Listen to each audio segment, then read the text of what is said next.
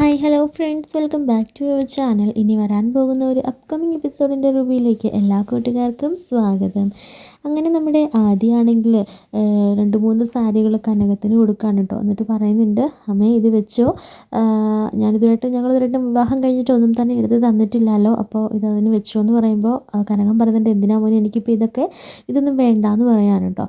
ഇതേ സമയത്ത് നമ്മുടെ നയനെ എടുത്തുകൊണ്ട് വന്നിട്ട് പറയുന്നുണ്ട്, അമ്മേ ഈ ഒരു സാരി പിടിച്ചോ, അമ്മയ്ക്ക് ഒരുപാട് നാളായിട്ട് എന്തെങ്കിലും വാങ്ങിത്തരണമെന്ന് ആഗ്രഹിക്കുകയാണ്, ഇപ്പോഴാണ് സാധിച്ചത്, അമ്മ ഇത് പിടിക്കാൻ പറയാൻ കേട്ടോ. ഉടനെ തന്നെ നമ്മുടെ നവ്യയും ഒരു സാരി എടുത്തുകൊണ്ട് വന്നിട്ട് പറയുന്നുണ്ട്, അമ്മേ ഇതുകൂടെ മേടിക്കാൻ പറയാണ്. എന്തിനാ ഇങ്ങനെ ആൾക്ക് ഇങ്ങനെ സാരി എടുത്ത് തരണം, എനിക്കിപ്പോൾ തന്നെ ആവശ്യത്തിനായല്ലോ, ഇനി മതി എന്ന് പറയുമ്പോൾ ആഹാ അത് പറ്റില്ല, അപ്പോൾ ഞാൻ വാങ്ങിച്ചു തരുന്നത് എനിക്ക് അമ്മ വാങ്ങിക്കണമെന്ന് ആഗ്രഹമില്ലേ, അതുകൊണ്ട് ഇത് മേടിച്ചേ പറ്റുള്ളൂ എന്ന് പറഞ്ഞിട്ട് നവ്യ കൊടുക്കാണ് കേട്ടോ. അങ്ങനെ ഈ സാരികളെല്ലാം തന്നെ കനക ഇങ്ങനെ വളരെ സന്തോഷത്തോടുകൂടി ഇങ്ങനെ വാങ്ങിക്കുമ്പോഴായിരിക്കും അനി കൊണ്ടുവന്ന് ഒരു സാരി കൊടുത്തിട്ട് പറയുന്നത്, ആൻറ്റി ഇത് ആൻറ്റിക്ക് വേണ്ടിയിട്ടാണ്, എൻ്റെ അല്ലേ വിവാഹം അപ്പം ഞാൻ എനിക്ക് എന്തെങ്കിലും തരണ്ടേ, അതുകൊണ്ട് ഈ സാരി ആൻറ്റി എടുക്കണം എന്നിങ്ങനെ പറയാൻ കേട്ടോ. അങ്ങനെ വളരെ സന്തോഷത്തിലാകുകയാണ് കനകം. ഇതേ സമയത്ത് നമ്മുടെ ജലജയാണെങ്കിൽ ദേവയാനിയോട് പറയുന്നുണ്ട്, നോക്കിയേ ഇത്രയും സാരികൾ അവർക്ക് വാങ്ങിച്ചു കൊടുക്കുന്നുണ്ടല്ലോ, ഒരു സാരി സ്വന്തം മകൻ നിങ്ങൾ ഏട്ടത്തേക്ക് തരണുണ്ടോ, അല്ലെങ്കിൽ തന്നെ വേറെ ആർക്കെങ്കിലും കൊടുത്തോ, അപ്പോൾ അങ്ങോട്ടേക്ക് ചായ കണ്ടോ ഏട്ടത്തി എന്നൊക്കെ പറഞ്ഞിട്ട് ദേവയാനിനെ ഇങ്ങനെ തിരിപ്പിക്കാൻ ശ്രമിക്കുന്നുണ്ട് കേട്ടോ.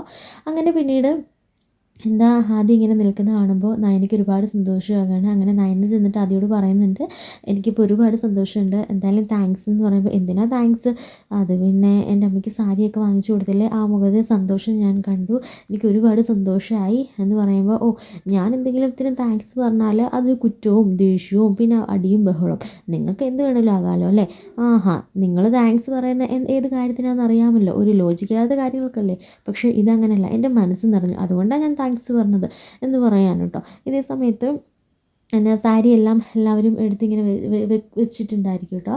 ആ ഒരു സമയത്ത് പെട്ടെന്ന് നയന പറയുന്നുണ്ട്, അത് പിന്നെ അമ്മയ്ക്കും കൂടെ ഒരു സാരി എടുത്തു കൊടുക്കണം, അല്ലെങ്കിൽ പിന്നെ എൻ്റെ അമ്മയ്ക്ക് സാരി എടുത്തു നിങ്ങളുടെ അമ്മയ്ക്ക് സാരി എടുത്തു കൊടുത്തില്ല എന്നൊരു ഇത് അമ്മയ്ക്ക് വരരുതല്ലോ, അതുകൊണ്ട് അമ്മയ്ക്കൂടെ ഒരു സാരി നിങ്ങളുടെ കൈ കൊണ്ട് എടുത്തു കൊടുക്കണമെന്ന് പറയുമ്പോൾ, അതെ ഉപദേശമൊന്നും വേണ്ട, എനിക്കറിയാം എൻ്റെ അമ്മയ്ക്ക് സാരി എടുത്തു കൊടുക്കണമെന്ന് കേട്ടോ എന്നിങ്ങനെ ആദ്യം പറയാൻ കേട്ടോ.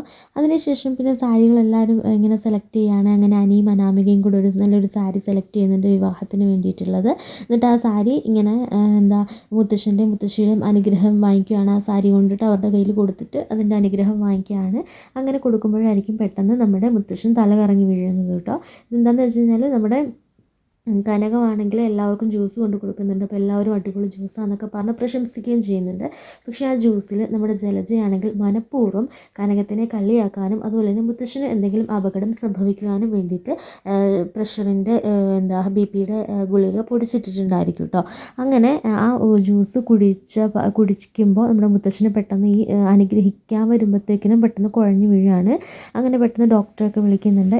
ഈ ഒരു അവസരം മുതലെടുത്ത് നമ്മുടെ ജലജ പറയുന്നുണ്ട്, ഈ ജ്യൂസ് കുടിച്ചപ്പോൾ മുതലാണ് ഇത് സംഭവിച്ചത്, ഈ ജ്യൂസിനകത്ത് എന്തോ ചേർത്തിട്ടുണ്ട്, അതായിരിക്കും, അല്ലെങ്കിൽ അച്ഛൻ ഇങ്ങനെയൊന്നും സംഭവിക്കില്ല എന്ന് പറഞ്ഞിട്ട് ആകെ പറയാൻ കേട്ടോ. അതുപോലെ തന്നെ പിന്നെയും ജലജ പറയുന്നുണ്ട്, ഈ കല്യാണം തീരുമാനിച്ചപ്പോൾ മുതൽ ഓരോരോ തടസ്സങ്ങളായിരുന്നു, പത്രിക നമ്മുടെ കല്യാണക്കുറിയാണെങ്കിൽ പൂജയ്ക്ക് വെച്ചപ്പോൾ അത് തീ പിടിച്ചു, ഇതിപ്പോൾ സാരി പുടവ കൊടുക്കുമ്പോഴത്തേക്കിനും അതിൽ പെട്ടെന്ന് അച്ഛന് സുഖമില്ലാതാവുന്നു, ഇതെന്തൊക്കെയാണോ എനിക്കറിയില്ല, ഓരോരോ ചെറിയ കാര്യങ്ങൾക്കും അതുപോലെ വിശ്വാസം ആചാരം നോക്കുന്നവർ ഇത്രയും വലിയ സംഭവങ്ങൾ ഇവിടെ നടന്നിട്ടും ഒന്നും ആരും ഗൗനിക്കുന്നില്ലല്ലോ എന്ന് ആലോചിക്കുമ്പോൾ എനിക്ക് ആശ്ചര്യമായിട്ട് തോന്നുന്നത്.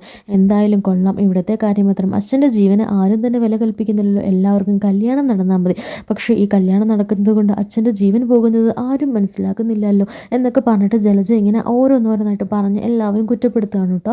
ഇതേ സമയത്ത് മുത്തശ്ശി പറയുന്നുണ്ട്, ജലജ നിൻ്റെ വായ നടക്കാമോ, അച്ഛൻ ഇങ്ങനെ കിടക്കുമ്പോഴാണോ നിനക്ക് ഇതൊക്കെ പറയാൻ തോന്നുന്നത്, കല്യാണം മാറ്റി വെക്കേണ്ട ഒരു കാര്യമില്ല, അച്ഛന് ഇങ്ങനെ ഒരു അസുഖം വന്നെന്ന് പറഞ്ഞിട്ടുണ്ട്, നീ എല്ലാവരും സമാധാനിപ്പിക്കാനുള്ളതിന് ഇങ്ങനെ ഓരോന്ന് പറഞ്ഞ് കുത്തി നോവിപ്പിക്കുകയാണോ എന്നൊക്കെ ചോദിക്കുന്നുണ്ട്.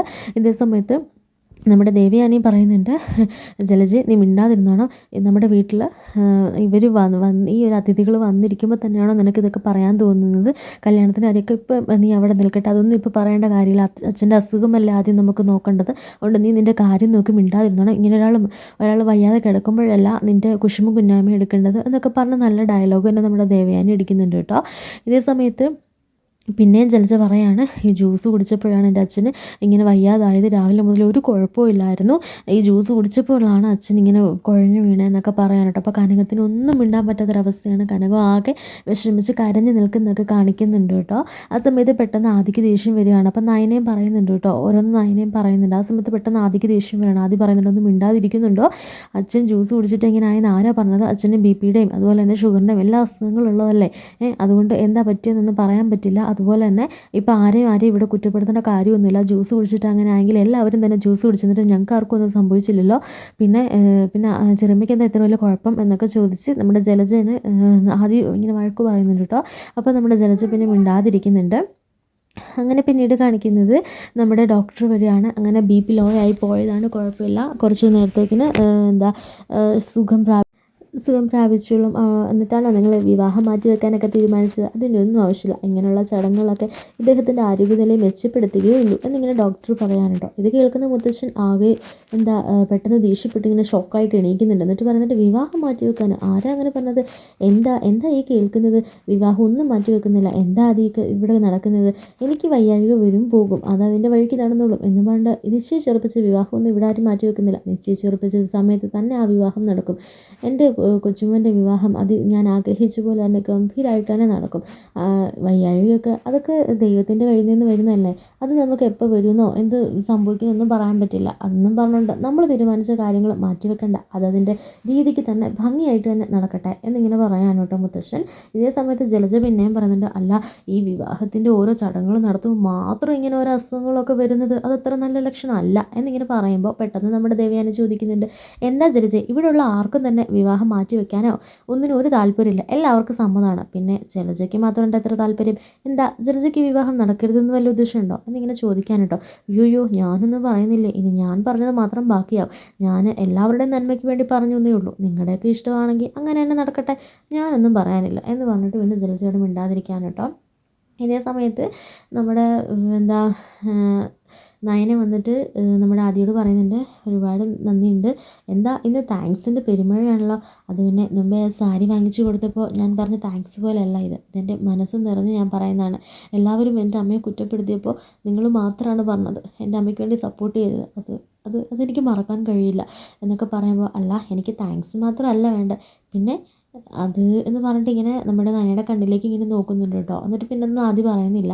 പിന്നീട് നമ്മുടെ കനകം പറഞ്ഞിട്ട് ഞാനിപ്പോൾ തന്നെ ഇവിടുന്ന് പോകുവാണ്, എനിക്കിനി ഇവിടെ ഒരു നിമിഷം പോലും നിൽക്കാനാവില്ല.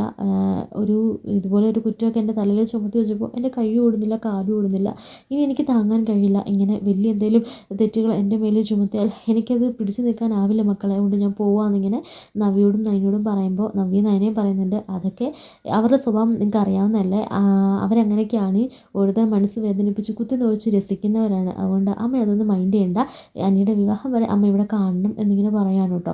അങ്ങനെ കാണിച്ചുകൊണ്ടായിരിക്കും ആ ഒരു എപ്പിസോഡ് കഴിയുന്നത്.